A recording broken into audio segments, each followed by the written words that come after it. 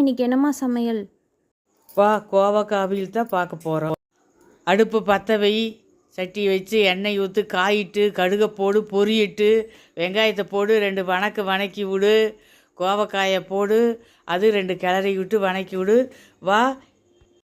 வா அரைக்க வேண்டியது அரைச்சிடலாம். தேங்காய், 1 ஸ்பூன் சீரகம், 6 பச்சை மிளகா போட்டு ஒன்றுக்கு பாதியாக அரைச்சி அதில் கொட்டி நம்ம வணக்கி விட்டுறணும்.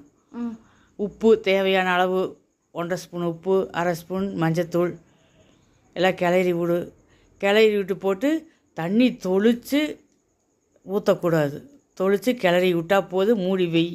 1/4 மணி நேரத்தில் வெந்துருச்சு. இப்போ அவியல் ரெடி.